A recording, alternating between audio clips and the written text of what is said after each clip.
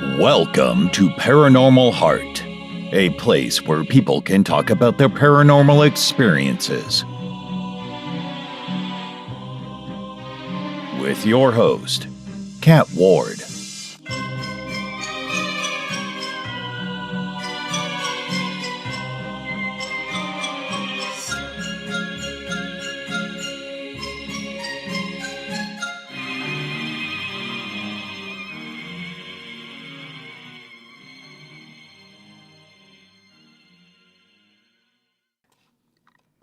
Hello, everyone. Welcome to Paranormal Heart Podcast. Thank you so much for being here. Folks, my special guest for episode 106 is a returning guest and dear friend, Rob Gutro. Rob is an author, paranormal investigator, and medium with Inspired Ghost Tracking of Maryland. Since he was a teen, he could receive messages from ghosts or spirits who have crossed over. As a scientist, he also provides some scientific explanations about how energy is the baseline for the afterlife and the medium that entities use to communicate. In 2005, Rob's late puppy passed and inspired Rob to write his first book and enabled him to communicate with pets.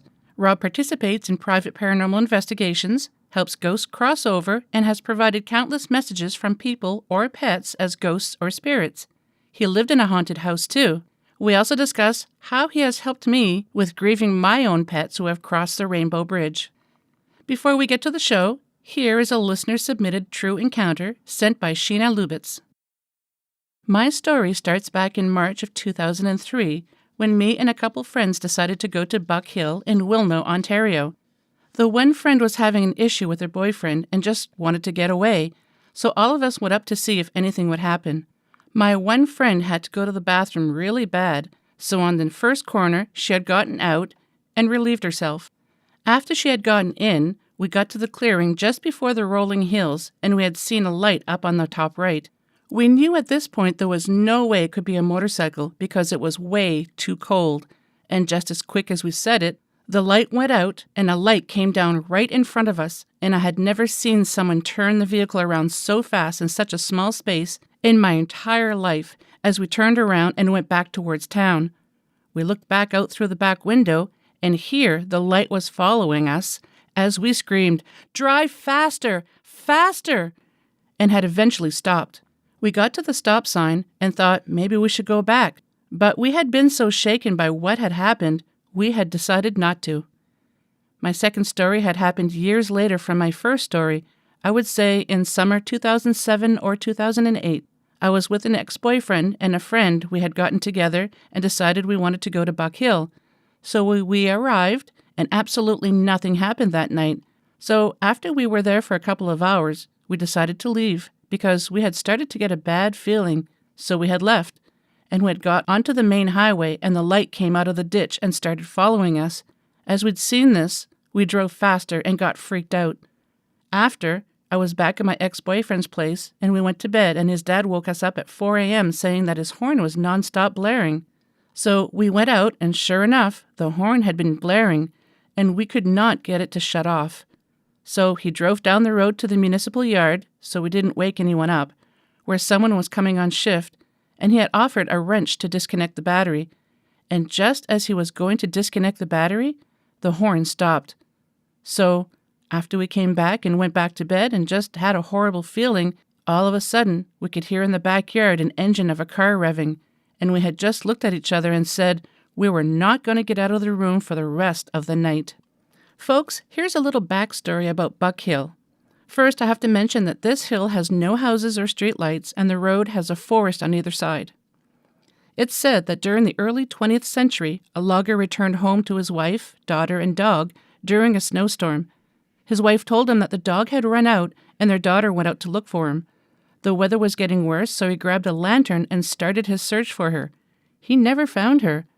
The legend states that he spent the rest of his life looking for his daughter. Legend also says that to this day, he still searches for her from beyond the grave. Many people claim that today, if you angle your car so it's facing down the hill, flashing your headlights 3 times while saying, "Daddy, Daddy, Daddy," a light sometimes described as being green in color will suddenly appear. It's believed to be the father holding his lantern, still looking for his daughter. Some have claimed to have found handprints on their cars, heard screams coming from down the road or in the forest. Some also claim to have seen a dark figure the size of an adult male. Pretty creepy, isn't it? If you'd like to be a guest on the show, if you'd like me to narrate your paranormal encounter, just drop me an email at paranormalheart13@gmail.com. And if you enjoy the show, please like, share, subscribe, and leave a comment. Tell your friends, don't keep it to yourself. Tell the world about Paranormal Heart Podcast. You can tell them that new episodes are released on the second and last Sunday of each month at 1 p.m. Standard Time. You heard that, 1 p.m. I changed the time. So you can find me on YouTube, Podbean, KPNL Digital Network on Thursday nights, and any place you find fine podcasts. I'd like to give a shout out to a new listener I recently met in person. Thank you, Heather, for the chats and for taking time to listen to the show. I greatly appreciate it. Now, on with the show. Hello, Rob. Welcome back to Paranormal Heart. Hi, Kat. Thanks for having me back. It's good to be here. I love having you. It's been a while. It's been over a year for sure since you were on last time. Wow, that means I'm a lot older and maybe a little wiser. I'm older and whiter. So for those of you who don't know Rob, why don't you let the listeners just give us a little bit of background? Sure. If you didn't hear our last podcast, then you don't know me. Yeah. So the reason I'm here is that I am a paranormal investigator and I'm a medium, and I like to specialize in pet communications. Although I do communicate with people who passed, I think pets are much more agreeable than people. So that's why I specialize there. During the day, though, I am a meteorologist. So as a scientist, it's important for me to use the science of energy to explain how the paranormal works. And as a result, I have written 10 books in 3 different series. A Pets in the Afterlife series to teach you how your pets communicate. A series about ghosts on medium's vacation, because whenever I go on vacation, dead people like to talk to me. and then another one about ghosts and spirits, like paranormal investigations and spirits of loved ones who have communicated with me. Nice. I didn't realize you had that many books. That's quite impressive. Well, thank you. I drink a lot of coffee. I'm actually working on my 11th book, which is the Medium's Vacation series. So you're one of the first ones to know about it. Nice, thank you. It's Ghosts on Medium's Vacation in Ireland and Scotland. Oh, nice. I take it you've been there. Yes. Yeah. Yes, and I've spoken to a lot of Irish dead people. What is that like? It's kind of cool because whenever the people communicate with me from the other side, they come from all different centuries. So it depends on where I am and who has a different story to tell. Either way, it makes vacation a lot more fun and interesting. I agree. Yeah. Wow. As a matter of fact, my Ghosts of England on the Medium's Vacation book, it continually ranks like in the top 200 travel guides for England, which is fun. Really? Because people are using it, reading it, and then going to these places looking for the ghosts that I met. Oh, that's amazing. Yeah, it's pretty cool. So how did it all start off for you? Was it, I know the answer, but the listeners might not know. So was it something that you grew up with, having these abilities? Not until I was 13. So short summary, when I was 13, my grandfather, who had died 6 or 7 months before, appeared to me in full color and scared the life out of me, no pun intended. And when I told my parents about it, my mother told me she had something she needed to explain, which was she had the ability, my grandfather, her father had the ability, and it ran in my mother's side of the family. So it was nothing for me to be afraid of, per se, just to get used to. Although, interestingly enough, my mother was afraid of it. Really? Any idea why? I think because after her mom passed away, she remembers her mother distinctly calling her name in her ear. and it scared the life out of my mother. And my mother said she didn't want anything more to do with hearing people on the other side. But what's interesting, Kat, is that when my abilities finally came back, or I resurrected them through my puppy Buzz, who passed away, my mother and I used to talk on the phone every day, and she would say, "What dead people did you talk to today?" So, Oh, that's neat. Yeah, it's kind of funny. I miss my mother. She's passed away. She passed away 10 years ago. But she and my dad, who are also on the other side, they talk to me all the time. Wow, yeah, my mom passed about 19 years ago, and I've had people tell me that she has tried to communicate with me, but I'm just not picking up on it. I don't know. I keep waiting. I keep welcoming to get something from her. I have lots of dreams about her. Okay, And she's that's happy, a so sign. that's a start, yeah. But I'll ask, I'll be in my house and I'll say, "Are you around, Mom?" And give me a sign, and either I'm oblivious because I am somewhat sensitive, but I'm not picking up on her for whatever reason. Have you ever walked into a place and heard a song playing that reminded you of your mother? Oh, yeah. There you go. That's your mom. I never even thought of that. Yeah, because my mother does it all the time. I will turn on. I'll walk into a store and one of my mother's favorite songs will be playing that hasn't played in like 40 years, like the song "Everywhere" by Fleetwood Mac. And there was another song. I remember walking into a CVS, and I was thinking of my mother because it was June. It was around the time of her birthday. And I walked over to look for like a thank you card, and the first card I picked up had white on the top, and I pulled it out, and there was a poodle, which was my mother's favorite dog. And then suddenly a Ronnie Millsap song came on the intercom, and it was her favorite Ronnie Millsap song. And I thought, "Oh, hello, Mom. How many more of these signs can you give me?" Yeah. So her song, definitely. My mother's birthday was also in June. Oh, look at that. Yeah. See, we're talking about our moms, and they're sitting in on this, listening, going, "You better say something good about us." Always. Yes. So I want to say thank you as well, because last time we spoke, I had my dog Molly, my black lab, and then not too long after that, I think she had passed. And I remember you had sent me an email. We were just chatting, and you had told me that she was still with us, and just little signs around the house, like that light underneath the kitchen cupboard that is motion censored, that the cats do not activate, but the dog would activate out of the blue after she passed. Or one of the cats would be curled up where Molly used to curl up in the living room, and he would just jump up, run away, and then peer around the corner and look at that spot. And I remember you had sent me a message one time, and you said, "What does puppers mean?"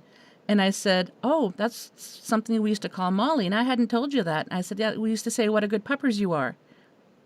And Really? yeah, and I was just like, wow, and it just gave me so much comfort. And it really helped with the grieving. So thank you so much. Oh, you're welcome. I mean, a year ago was a long time ago Yeah. for me. I tell Like, I people. don't. Yeah. I mean, I do so many readings too Oh. that I don't remember one from the other, and so I didn't expect you to remember, but I just wanted to let you know that. And I tell people this too. I said, he does not know that we used to call her our little puppers. And you're just like, "What does puppers mean?" So obviously she was sending you a message to give me. And yeah, like I said, it really helped with the grieving process. That's great. That's excellent. Well, she's still going to come around from time to time, like on her birthday or the anniversary of her passing. Okay. That's when they usually come around to let us know they're still here, or holidays. Mm-hmm. And interestingly enough, we just moved to Maine, and this week I will tell you that we saw the name Franklin 6 times. Franklin is our dachshund that passed in 2020. Oh, wow. And 6 different times. We haven't heard the name Franklin in forever. Mm-hmm. And now there's a Hurricane Franklin, of course. Oh, yeah, that's right. in the Atlantic. So that was the first Franklin. Then we came across Franklin Street, and then a store named Franklin, and there were several other iterations of Franklin. So we know that Franklin's been around us this week. Nice.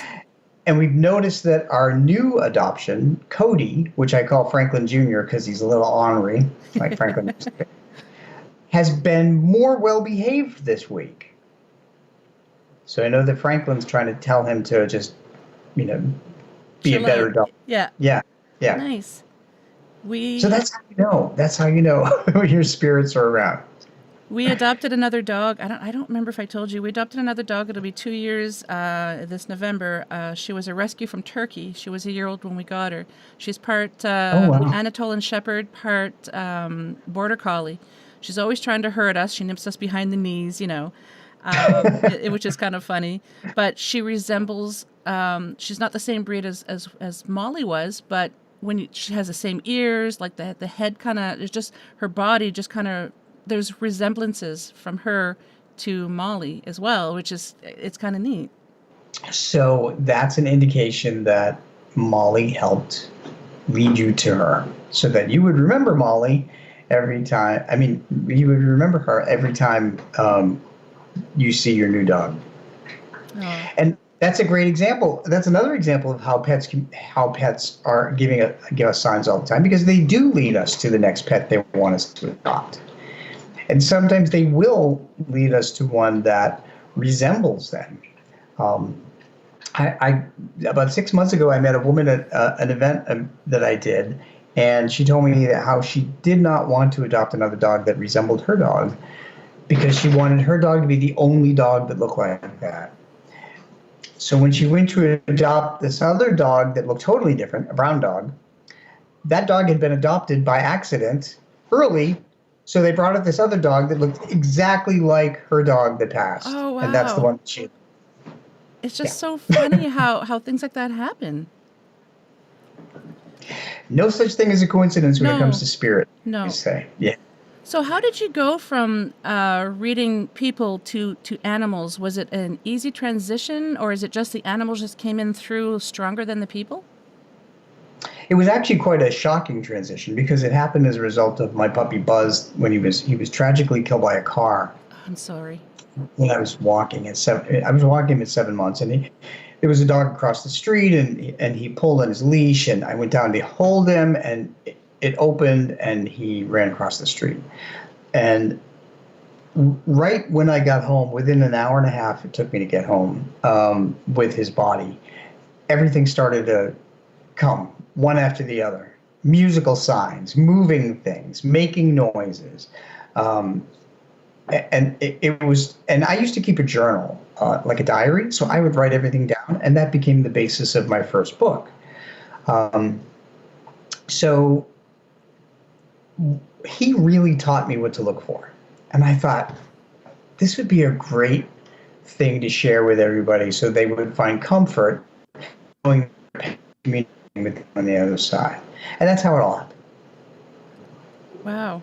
That's not a good way to get into being able to read pets, but yeah, but he helps you. It's not it's an awful ideal way to start. But, yeah. But that made me also realize that we all come here for a purpose, and our purpose, our time may be very, very short. It's just like people who lose human children. We have to figure out what exactly the purpose was out of that tragedy, because there is a reason, and it's usually to help us help others. So Buzz's passing, his accident, has opened the doors for me to help bring comfort to people around the world now, which is, to me, it's crazy, but it's also, it also really makes me feel good. So I can't, Buzz is one of my guardians on the other side. He's one of my spirit guides. Mm-hmm. And he's always keeping me out of trouble. Well, trying to keep me out of trouble. Yeah, a couple months ago, oh, what are we? We're almost September. So, yeah, last month we lost our 14-year-old calico cat, Daisy. And we were able to give her final resting place in our backyard. And Oh, it wasn't easy. The vet that we had here, I called, and since COVID, it's very difficult to get in to see vets now. And I tried to call and say, look, she needs to cross over. How mhm. soon can I get her in? And this was the beginning of June. Oh, we can get her in the end of June. I'm like, she's not going to last that long, and I don't want her to suffer. And they said, end of Gosh, June, yeah. So crazy. I called the entire valley. I called because I'm in the Ottawa Valley in Ontario, and I called just before Ottawa, and no vets were taking any clients. So I used to volunteer at the SPCA here years ago, and I still have some people that I know. So I reached out to one of my friends, and I said, "What can I do? Like, can I bring her to the shelter? Can you guys do it? I would pay you. I don't want her to suffer." She says, "Well, it's not really something we do, but reach out to the manager or try this other vet clinic. It's about 45 minutes away from here." So I called and they said, "We only take puppies or kittens." And I said, well, I explained to them the situation. I said, "She's suffering. I don't want her to suffer anymore." And she said, "Okay, just a minute." So she puts me on hold, went to talk to a vet, and they said, "Can you bring her in 3 days?" I'm like, "Absolutely." So we tried to make her Wow. time as comfortable as we could. She wasn't eating or drinking. She was always in the same spot. We would bring her her food and water. We'd cuddle with her, tell her how much we love her, and we've had a good life with her and everything. And she would still purr a lot. But finally got her in, and they were able to do it for us. And of course, it wasn't an easy thing to do, but in a way, it's comforting to know. I went to the dollar store, and her name's Daisy, and I got a flower. It's to put in the garden. It's a metal flower, so that's kind of like Mhm. her marker. So often I'd go outside and I look at the marker and I say, "Hi, Daisy." It's just amazing how animals can touch us. Oh, more so than people, I Yes, think. yes, Yeah. Um, yeah. I mean, because you and I meet a lot of people in our yeah, professions, yeah. and um, I I remember the animals. Like we just moved into this new neighborhood, and I remember the animals and more than the people. Yeah. So, Well, it's funny because I work at the front desk at a hotel here, and we gave the idea to management that when people bring in their dogs, because we are pet friendly, and their mhm. cats, we should have little treat bags for them. So we now have little dog bags and little cat bags, and with the toys and all that. So whenever the guests come in, we just give them, it's like, "Here's something for your pup," and they're like, "Oh, thank you so much." And it's like, well, we appreciate our canine and feline guests as well. But anytime anybody brings in their dog, everybody at the front desk is like, "Oh my God, this is so adorable." And then a lot of times they say, "Do you want to come pet him?" And we're like, "Can we please?" It's just, Oh, that's awesome. yeah, it just, we get to see so many amazing, amazing dogs. Cats, not so much because they're always in their carriers, but yeah, it's so nice. But do you find it easier to communicate with animals than it is with pets? You mean wild animals? Uh, Sorry, animals rather than and people. But yeah, we'll get to the wild animals after. So is it Oh, easier yeah. Okay. communicating with pets than people? Sorry, I looked at the image of the pets next to you, and I just kind of went there. But I meant, Oh, okay. yeah, No, it's pretty much the same for me. I can communicate with either people or pets. Mhm. It's just for the most part, I communicate with earthbound shooting because I go on paranormal investigations and they're all earthbound. Those are earthbound. Um, I, I stopped doing readings of spirits, ones that have crossed over, just because there's too many hangups. Hmm. Yeah. um, but pets are just as communicative as people because being in the household, they pick up on all kinds of words and um, habits and emotions. They even pick up on music and other things. One cat came through to me and kept telling me about Taylor Swift. So when I do my readings, message. I just email all my readings. That's how I do it. And I don't know anything about anything other than the name of the cat and the picture of the cat, and whatever questions the pet parent has. So I said, for some reason, your cat is just going on and on about Taylor Swift and how she used to listen to Taylor Swift. And the mother wrote back. The woman wrote back, who was the mom, and said, my cat used to go up to my daughter's room all the time, and people said that she looks like Taylor Swift, so she played Taylor Swift 24 hours a day. Oh, wow. And I'm like, and I don't even know where they live. I have no idea. But there's no way I would have known that. But cats are very perceptive, just like dogs are. I've never even thought that pets would like music, too. But I guess so, yeah. Yeah. I can tell, too. So we leave music on when we go out for the kids, and leave the kids at home. And every now and then I'll put classical music on because I heard it's good for dogs. But they seem to like me. They like 80s pop, or even country from the 80s, 70s, and 80s. So. I guess because what they do is they read my emotions, and they know that whenever that kind of music comes on, I'm always singing to it and I'm always happy, and I think that makes them happy too. They're picking up on the positive energy as well from you. Yeah. Yeah. Nice. I think that's how it works. Are you able to walk us through what it's like doing a reading for a client who wants to get information about their pet who's crossed over? Sure. So I do them by email, and I charge a small fee, and just because it takes so much time, it takes about 30 to 45 minutes. And what happens is I get the picture of the pet, and then the pet's name, and the number of people in the household, and the names of the people in the household. Because when they were children, I've found that if I don't address the children, or if I don't ask the cat or dog about the children, then they're not going to bring them up. And the kids will be offended or hurt that they weren't mentioned. Yeah.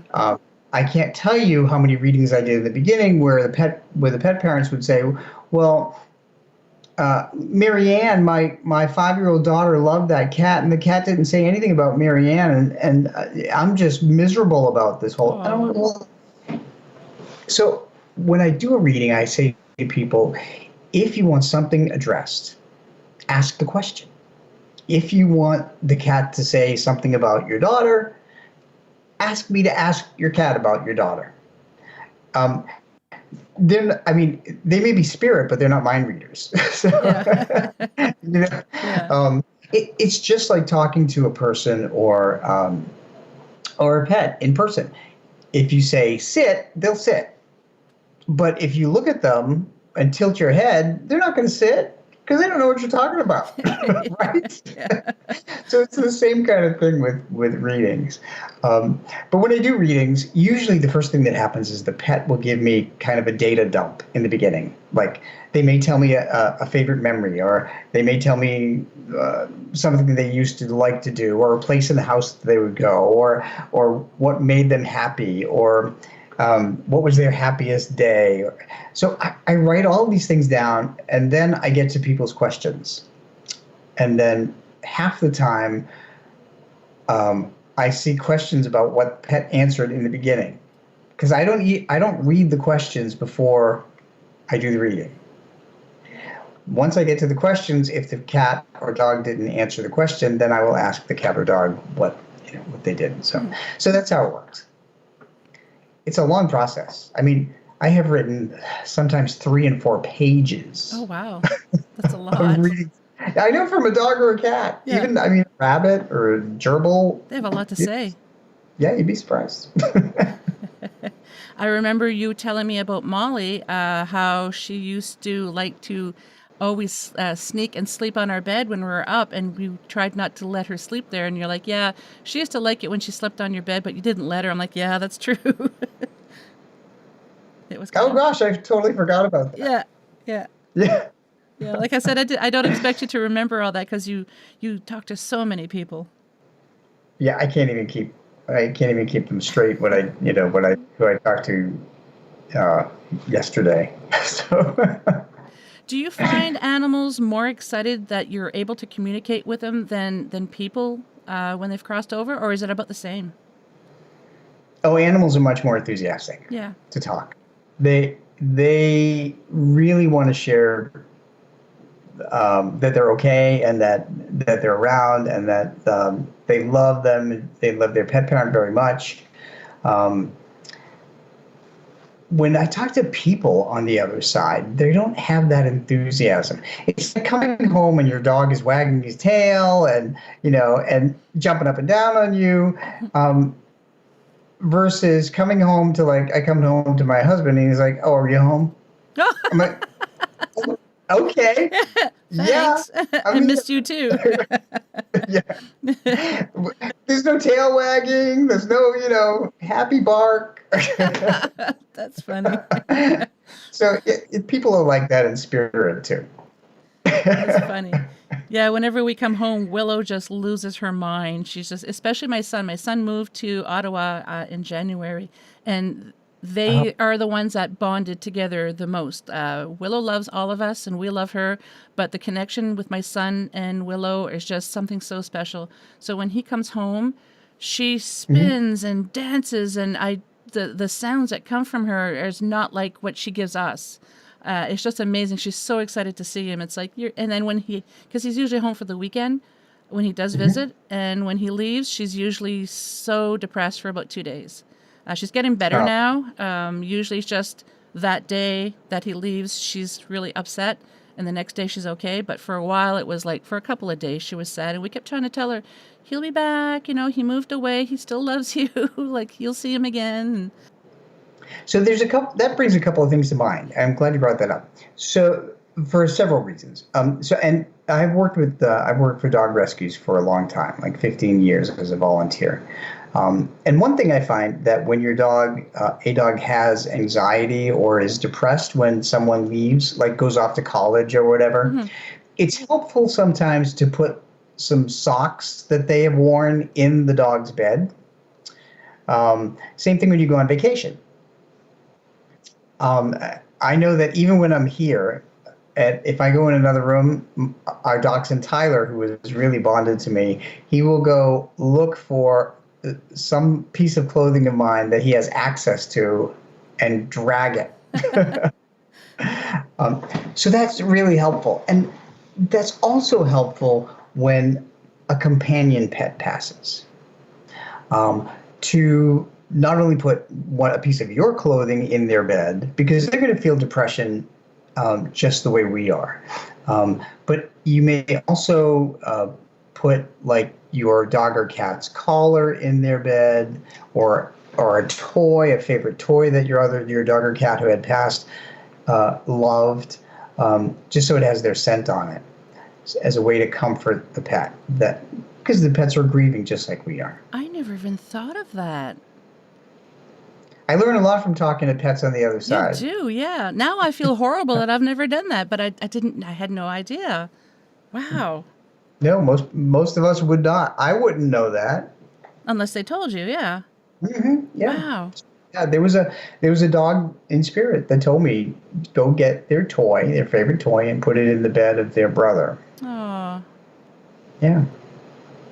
Yeah, when my son was still living here, she would sneak into his room and go into his laundry, whether it was clean or dirty, and bring out a sock or a work glove or whatever into the living room. And I take it, I go put it back, and next thing I know, it's in the living room again. It's like, no, you need to. So yeah, next time he comes home, I'm going to have to say, yeah, you're going to have to leave those socks here. And he'll probably be like, wait, what? Yeah, exactly. Why? Or surprise him with a pair of socks and say, you have to wear these. Oh, and then home. You can't take them with you. Right. Yeah. Okay. Yeah. I'll have to do that for Willow. It might help her for whenever he has to leave again. Mm-hmm. And you could, I mean, I don't know how big Willow is, but you can even put the socks on her paws. Yeah. She's a medium-sized dog. Yeah. Okay. Yeah. She's not a Chihuahua, but she's a little smaller than Molly was, and she was a black lab, so she's a good size. She's the size that I wanted. which So she is might be able to wear gym socks. yes, she might. I'll have to try that. Yeah. There you go. We're learning an awful lot tonight, aren't we? We are, yes. Yeah, there's things that like I said, next time a pet passes, I'll have to try that. Wow. Yeah, because we still have 2 cats and our dog.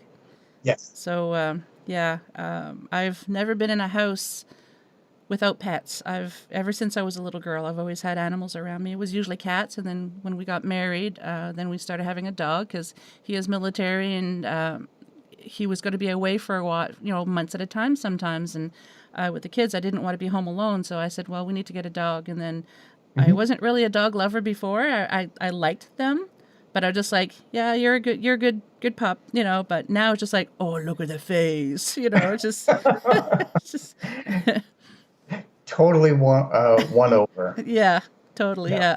Yep. Yeah, I think too because after we lost Molly, it was during COVID, and we adopted through the SPCA this other dog, and we couldn't have a meet and greet in person. It was virtually, and it didn't last well. It didn't go well. We had the dog for 3 days, and the dog attacked all of us. It just lunged. Like, he would be great. We had named him Walter. He would be great, accepting the pets, and all of a sudden he just lunged, and I could not figure out what the trigger was. And the last straw was my daughter was on the couch petting him, and he lunged at her face, and she put her hand in front, and he got her wrist. Broke the skin a little bit and bruised it, but, and then I messaged the SPCA, said, I don't even feel safe bringing him back to you. You need to come get him. So they came to get him, and I remember messaging you about this, and I had a feeling what he had, and you said he was bipolar, and I said, that's exactly how we thought he was. And I remember you telling us that he... I remember that. Yeah, and I remember you saying that he wanted to let us know that he didn't feel bad, he wasn't upset with us, he was thankful for the 3 days that he was with us because of the love that we did give him. Although we got to be afraid of him towards the end, but we were so thankful that it wasn't a family with little children who adopted him, because that could have been really bad. So when we adopted Willow, the organization, I told them, I said, I don't want to do a virtual meet and greet. It has to be in person. And they actually brought the dog to our house, which I was so happy. Yeah. So what that organization does, they bring them from Turkey, and then they find a foster family so they can work with them. And they had little kids, they had bunnies and all that, So they brought the dog to the house, and she was great. And my son was really apprehensive because of the last dog that we had. And I said, if one of us says no, it's a no. We all have to be unanimous. So I didn't even finish asking the question, what do you guys think, after a couple of hours of sitting on the floor with the dog? My son gave the thumbs up, and it's like, okay. So I think maybe she was, because he was so apprehensive about the last dog, so was my daughter, but not as much as my son. I think maybe she sensed that, and we jokingly say she's his emotional support dog in a way, because it was really rough for him. And I think she sensed that, and I think maybe that's why the bond, I don't know, I'm guessing. Wow. Well, that's quite a wonderful thing for them to bring the dog to your house. Yeah. And that really is helpful too, because the dog will get to know the scents of the house, and that's important for them. I mean, it's not important for us. Yeah. But that can bring them comfort, or that even scents can trigger something. Yeah. Yeah, we were willing to go there. Yeah, exactly. Yeah. Yeah. Kind of like people, scents can actually trigger like a PTSD. If they had any kind of a trauma, scents, sounds will trigger those. So we were willing to go there, but they said, no, we'll bring her to your house, which I was really happy because, like you said, I wanted to make sure she was going to feel comfortable in the house too. And if she didn't, then we would know she wouldn't be a good fit, and we'll try another dog. But it worked out. That's awesome. So you're working on another book now, correct?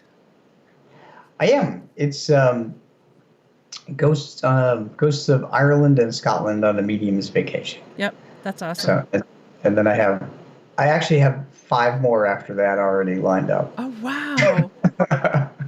I'm trying to do one a year. Oh, yeah, yeah. Yeah. I'm getting old. I have to hurry. My husband always says, "You don't have that much time left. You better hurry up." He's so sarcastic. Jabs there. It's like, oh, it's you when you come home from work. Wow. Yeah. That's So, what it's all about. what's the latest Pet in the Afterlife that is out now? Is it number 4 that's out? It is number 4. Yeah, it's Pets in the Afterlife Cats. I can show you. Yeah. We're talking to each other. Yeah. But so for the audience, yeah, it's Pets in the Afterlife 4 Messages from Spirit Cats. And the reason I decided to do a 4th one and make it about cats is because the previous one was, of course, 3, and it was about dogs. And it featured 2 chapters on 2 of our dogs, Dolly and Franklin, who both passed within 5 months of each other in 2020. Oh. It was the worst year ever. But Dolly and Franklin came through, pretty much both of them immediately after they passed, with some amazing signs. So those signs are in Pets in the Afterlife 3. And Dolly was my heart dog. That means that it's the pet you're the closest to. Mm-hmm. And now I have Tyler, who is my little heart dog. Tyler was actually bonded with Dolly when we adopted Tyler. And that's what happens with dogs and cats too, is that sometimes they will bond with each other and they're inseparable. So Tyler, our dachshund, came in when Dolly was 7 years old, and they did everything together.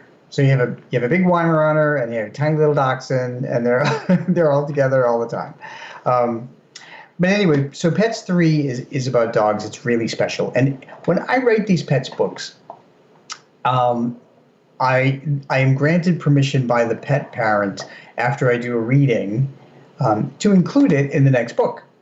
And every single chapter has a picture associated with the pet that I read. Oh. So, yeah. So I like to write books the way I like to read, which is very short chapters and have a picture every couple of pages.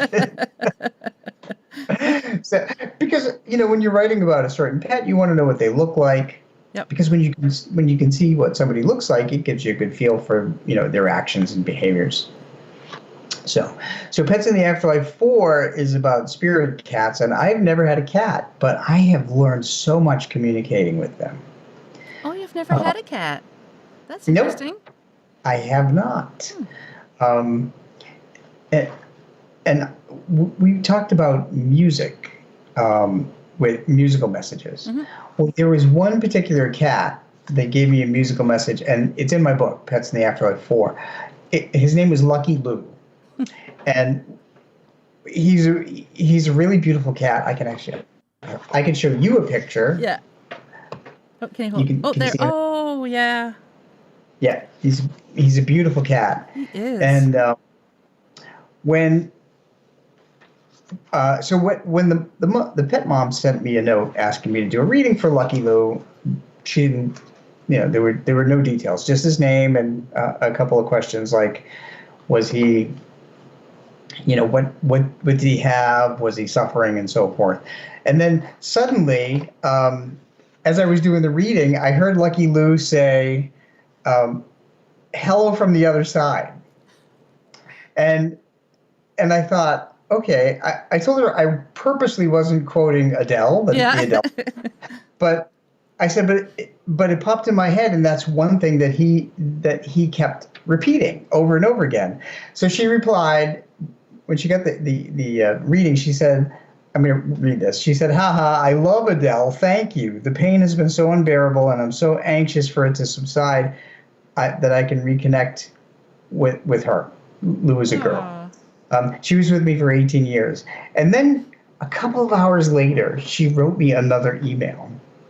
And she said, "Wow, I got into the car to take the kids to a play. I've never had a regular radio on, but when I fired up my car, guess what? Attached is the photo from my car.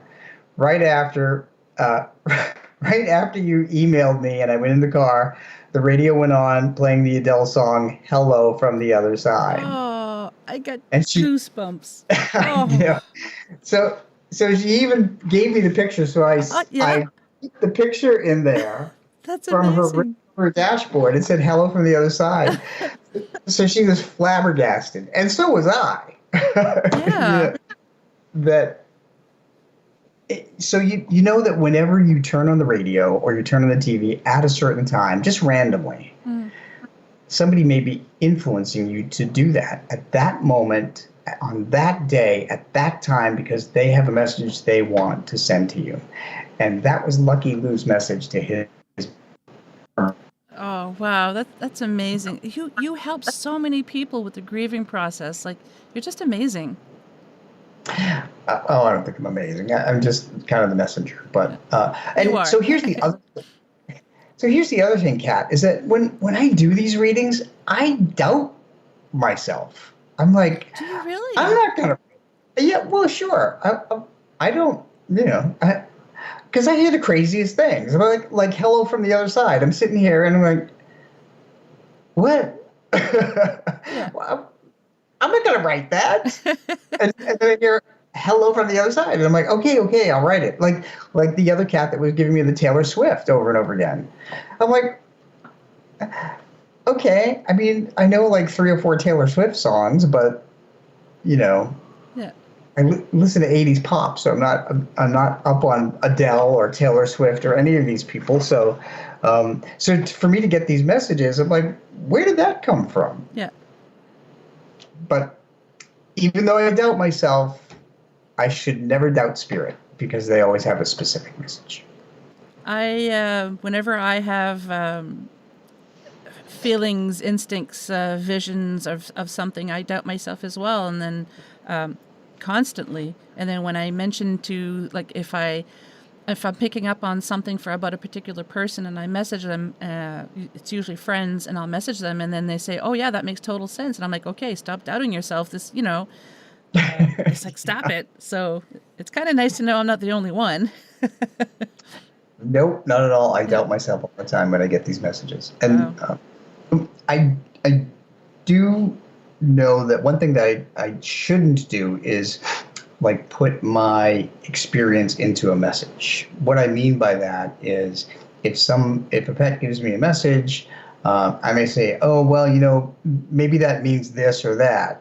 I just need to say, "This is the message," and leave what I may think it means out. Yeah, gotcha. Yeah.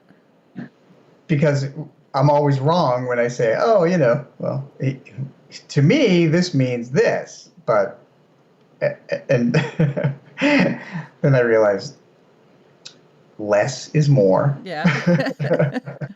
Because these messages have to really be interpreted by the pet parent, not by me. Yeah.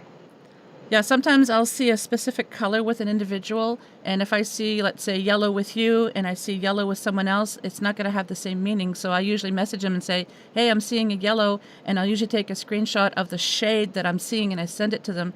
"Does this mean anything to you?" And like, "Oh yeah, totally," and then they'll tell me. But even if two people if I saw the identical color, it could be two different meanings for the individuals. I get that. Yeah. I mean, one person could be a daisy, the other could be a banana. Yeah, yeah. You never know. Is your husband sensitive as well? Is he a psychic? No. Well, No? he's a little psychic, Yeah. but he doesn't like to use it anymore. Oh, So, yeah, he would rather focus on things like historical, like fiction and historical fiction, or the Tudor period, or architecture, or things like that, okay. which is fine by me. Yep. But whenever we go on vacation, that's really the only time that he uses that, because we're isolated. We're we're together and we're in a different place, and then he will share things. That happened a lot in England, actually. Oh, really? Yeah, that's when his abilities awakened. We were in Westminster Abbey, and they have a number of different British kings that are interred there, and he was near one of the tombs, and he said to me, "There's there's a dead guy standing." And then he said, "I smell a rotted corpse." Oh. And I just thought, "Ew, that's gross." But I saw the guy that he was talking about. It was a shadow of a man, Mm-hmm. and so his ability kicked off, if you will, by smelling dead people as rotting corpses. And I said, "You can have that." Yeah. I don't. Yeah. So eventually that went away, and then he stopped really paying attention to it. So I can kind of understand because I don't want to have to smell dead people. no, but yet I have to tell you, he watches the Forensic Files and Dr. G and all those gross things that I can't have no stomach for. Oh, really? So here's the thing. I mean, we really make a good team because he doesn't mind the aspect of physical death and, autopsies and all that stuff. And I'd rather talk to people and pets on the other side. I don't want anything to do with the physical death part. Yeah. It makes me uncomfortable. You work well together. Yeah. We do. We complement each other. Yeah. And I will say that it's good to have somebody that understands you when you have this ability, because when things happen, he knows enough to come over and say something to me. Like at my mother's wake, I was standing before my mother when she was in the casket, and she said to me, "Can you go get an eyebrow pencil? You need to darken my eyebrows because they didn't do a good job." And I started laughing, and I'm like, "No!" So Tom ran up to me and he said, "Is your mother talking to you?" And I said, "Yes." And he said, "Whatever she wants, the answer is no." So I told him what she wanted, and he says, "No, you're absolutely not putting your hands down and darkening her eyebrows." She was very particular about makeup and all that. But so it's good to have him. He's a good balance. Imagine the looks you would have had too had you complied with your mother's wishes. Like, what is he doing? Everybody in the funeral home would be going, "What? What is going on?" We need to take him away. He's lost it. Like. Yeah, so that is a danger when you are a medium, is that you'll get messages, you'll be talking to yourself. Well, it looks like you're talking to yourself, and then if you don't have somebody there to reel you back in, you may do something stupid. So, do you find in the new place, have any pets communicated with you in the new place? No, and the reason for that is that this is a brand new development in the woods, and it's a dead end street. Okay. So every house is new. Yep. So I'm not in an old house or an old neighborhood. Okay. Which is good because when we first moved into our house in Maryland, there was a dead woman there who hung around, and she came with the mattress. Oh. that was donated to us when we moved there. It was a friend bought the mattress at a yard sale, and said, because we didn't have a mattress and when we first started out and all that, for the guest room. And then he told us he bought it from a yard sale, and oh, by the way, the woman next door died on it. Thanks. So when we first put it in there, we began to see a woman at the top of our stairs in shadow, and we're like, "Oh my gosh, she's still on the mattress." Oh. So I had to help cross her over, but yeah. Did she seem confused, or could you tell? Like, where am I? She was confused. Yeah. Yeah, she was Wow. confused. I think she had dementia at the end of her life. Okay. But That's amazing. yeah, so it's crazy, but it can be fun to have these abilities. But for the most part, I look at having this ability as a way to comfort people around the world who have lost either human loved ones or pets. Do you ever communicate with pets that have not crossed over, that they're still with us? Or is it easier with the ones that crossed over? I can't communicate with pets who are living. That would be an animal communicator. Okay. So animal communicators they analyze body language and barks and meows and things like that, and behaviors, and they're able to discern what the pet is thinking or what happened to them. I don't have that ability, at least not with that. I can with my kids, but because you're closer to them, you have a connection. Yeah, so I don't have the ability to do It's that. probably a good idea that you don't have that ability, because when would you rest? Because you're always being bombarded with animals. True. Yeah. So I can't read wild animals. We addressed that in the beginning. Yeah, I was just going to ask that. You read my mind. Yeah. Although I'm not psychic, Yeah. I'm only so I can't. So I can't communicate with wild animals because they don't know our habits. They don't know our language. They don't know our routines. There's no commonality between us and them. Although if the power goes out, I may feel like I want to go outside and gather nuts for the wintertime. But I can't communicate with them. That's interesting. Have you ever tried, or you just don't want to? I've tried to communicate with wild birds before, because sometimes pets in spirit or people will influence a bird or fly or some other animal in nature to come and stare at you or act strangely to give you a sign and let you know that they're there. But I've never been able to get through to them. Okay.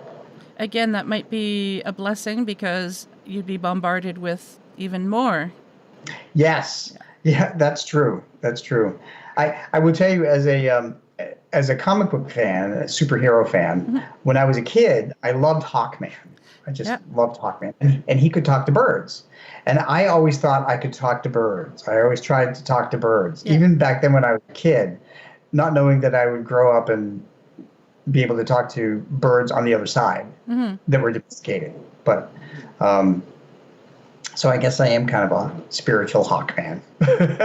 I remember, was it in the 80s? I can't remember. There used to be this TV show called Manimal. And this guy, you remember the show? I remember the premise. Yeah, I used to love that show. Just anything with animals always fascinated me, but I can't communicate with them. Or I've kind of tried, but no, I don't have that talent like you do. But you communicate with your own living animals all the time. Yeah. But a lot of times I find you're just able to read the body language, or like with Willow, we started using signing. So like if she's hungry, we'll do this. Are you hungry? Do you want some food? And we'll just, put our fingers to our mouths, and then she'll lick her lips now. So now it's like, oh, okay. So she's starting to clue in with things like that. So, but that's just... That's great. Yeah, that was my daughter's idea. And I thought, you're actually brilliant. Who knew? Did she do sign language? No.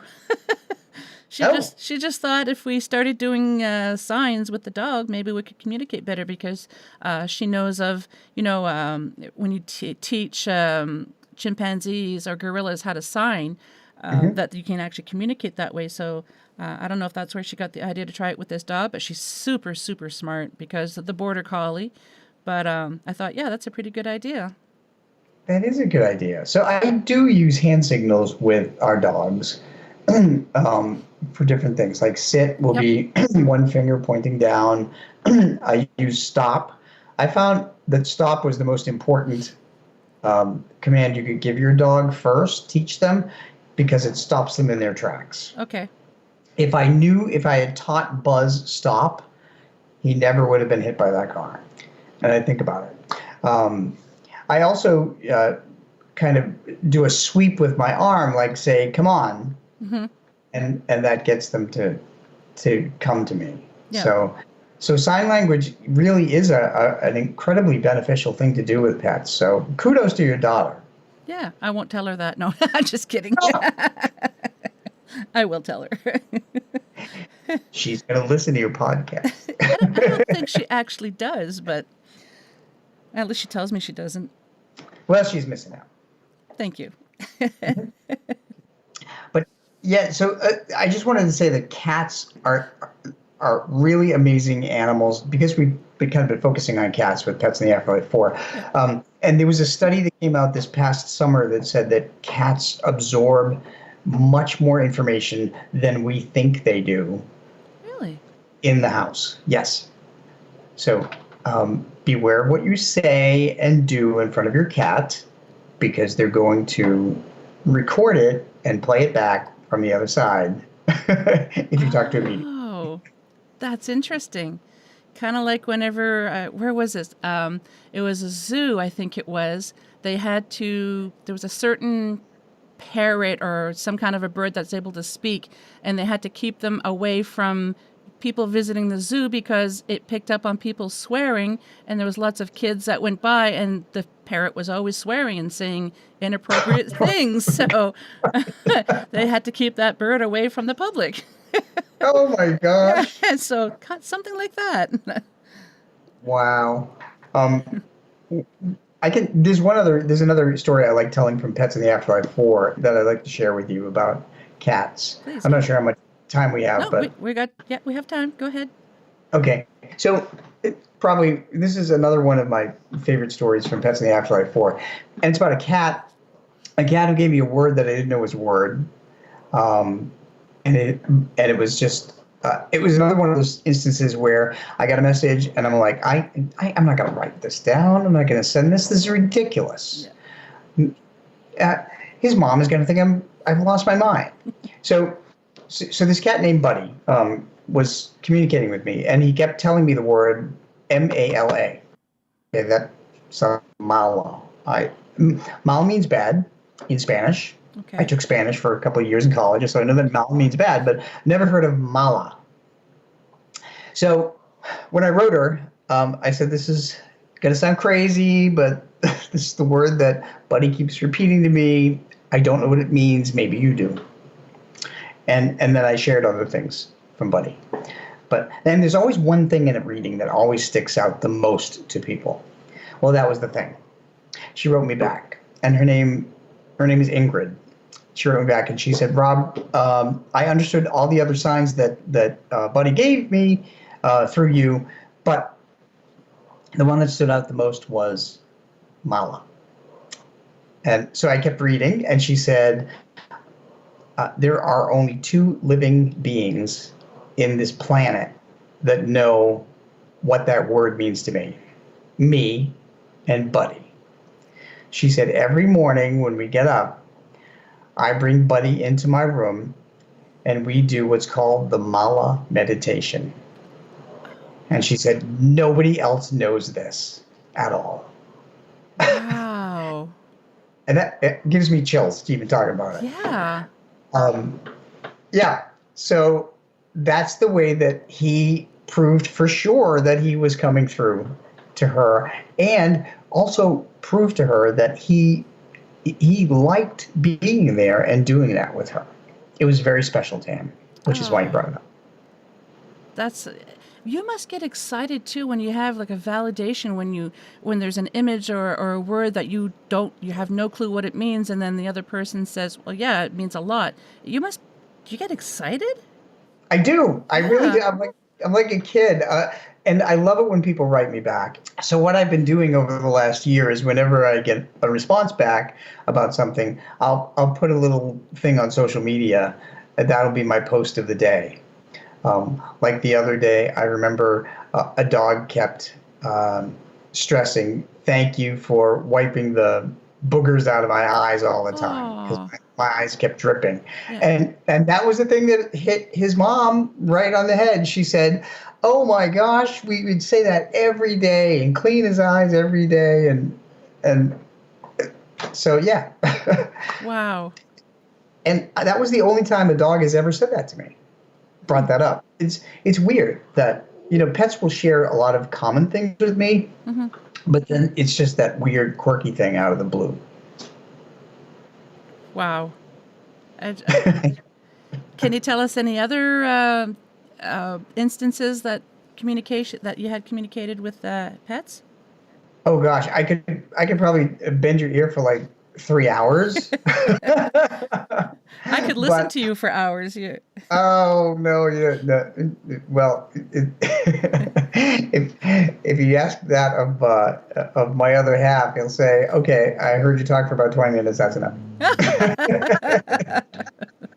Okay, I'll tell you one more. I'll tell you one more story. Okay, sure. So in 2017, there was this cat named Gracie that came into a reading for me, and she used something in nature to let her mom know that she would be around. So I wrote to her. Her name is Linda. I'm looking it up.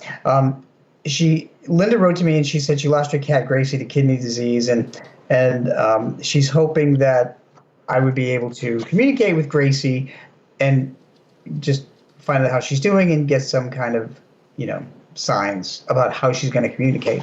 So one thing that Gracie told me is that she would send Linda a sign in the shape of a heart, but it would be in a leaf. It would be a leaf in the shape of a heart, and she said that Gracie said that she will make sure that the leaf blows around her face or her body somewhere, but that will be the sign.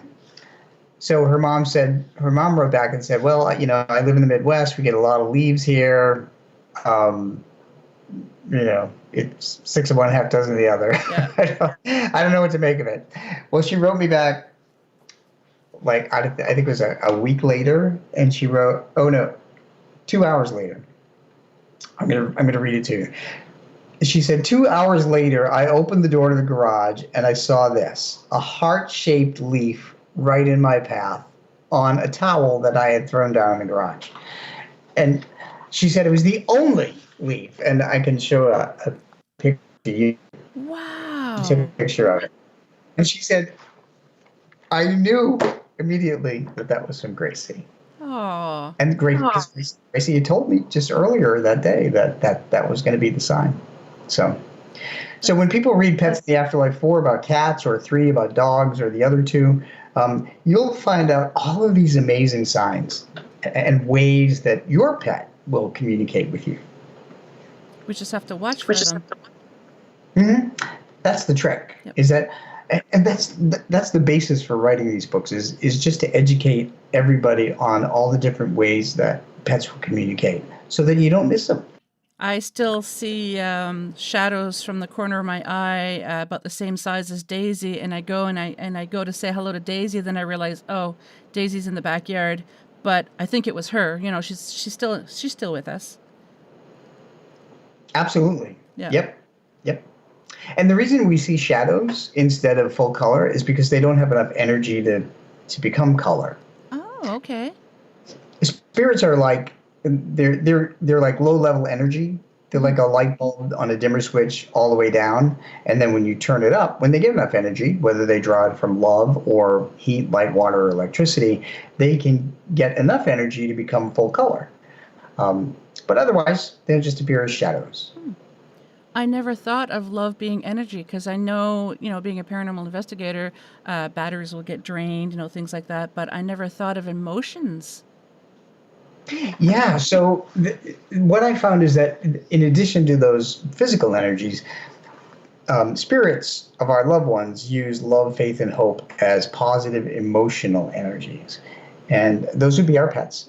But ghosts, earthbound ghosts, use fear, anxiety, depression, and anger. So if anybody on your paranormal team is feeling or experiencing one of those emotions, they're charging that ghost to get strong enough to make a noise or touch you or do something to convey their presence. Yeah, that I did know about the ghosts with the negative energies, but I never thought of the positive energies, especially with pets. Mm-hmm. Yep. Yeah. It's all about your love. Yeah. Wow. Well, thank you so much, Rob. I really appreciate this. It was great talking to you again. Before we sign off, could you tell the listeners where they can find you? Sure. When I'm not sleeping, I am on the line. You can find me on robgutro.com, or if you can't remember my last name, just type petspirits.com. It goes to my website. And I do write a weekly blog on the website. I do social media posts every single day on Facebook or Instagram or LinkedIn or something, because there's so many paranormal topics and so many stories to share. So there's that. And all my books are on Amazon. They're on Amazon around the world. So Amazon Canada, Amazon US, Amazon Japan, Amazon Europe. You name it, it's there. Awesome. And the listeners, you already know what I'm going to say. I'm going to be adding the links to the show notes, so it'll be easier to find. Thank you so much. It's been such a pleasure to come back and talk to you. I mean, I really could talk to you for hours. Oh, I could too. Such a great energy. Oh, thank you. Thank you. Yeah, I could listen to you for hours as well. We definitely have to do it again. Well, it's nice to make a friend up in Canada. Thank you. I mean, you really are. I really, truly consider you a dear friend. You just make me feel so good whenever I talk to you. Thank you. Yeah. Oh, you made me feel. Oh, that made my day. Thank you. I think I'm blushing. Oh. Thanks so much, Rob. You're welcome. Until next time.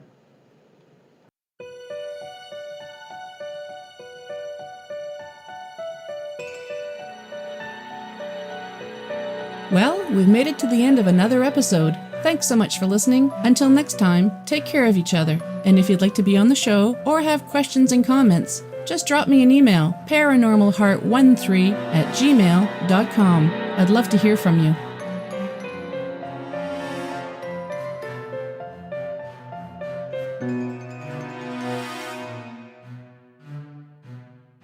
Paranormal Heart would like to extend a special thank you to PurplePlanet.com for supplying the music for the show. The views and opinions expressed on Paranormal Heart are those of the host and participants.